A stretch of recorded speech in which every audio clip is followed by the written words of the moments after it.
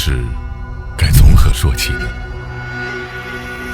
说我们古老吧，可你看，这就像精密机床加工而成的现代之美，谁会相信这其实是风沙侵蚀的自然杰作？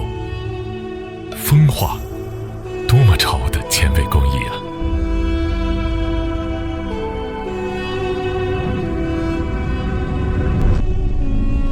说我们现代吧，你能轻易找到我们身上的古典印记。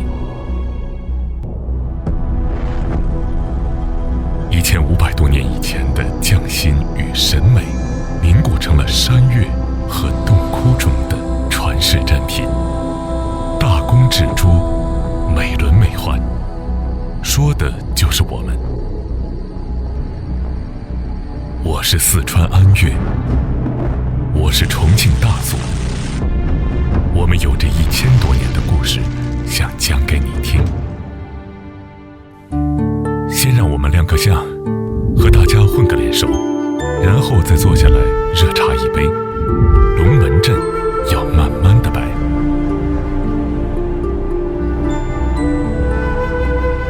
我们是巴蜀的一脉文化传承，我们更是东方信仰的凝固历史，我们是活生生中国文明的见证者。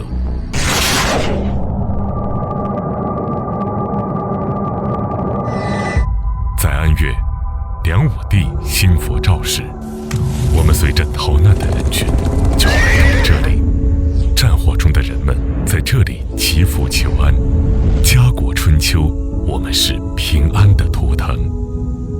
在大祖安史之乱之后，人心思定，大唐将领韦君敬开凿北山石刻，始创大足石刻。其后280多年之后，四川密宗高僧赵志凤更是力拒洪荒，将整整一座大山雕凿而出，气吞山河。我们是虔诚的见证。我们有着共同的基因，我们都是信仰的神奇，但是我们更是文化融合的范例。看我们的服装和配饰，看我们的面容和举止，佛法西来，却已经凝结成了东方独特的生命观，冰山一角。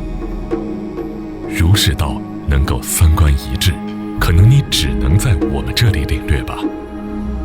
我们有神的尊严，我们也有人的生趣，我们把人性中的善保养，我们也将人性中的恶惩戒。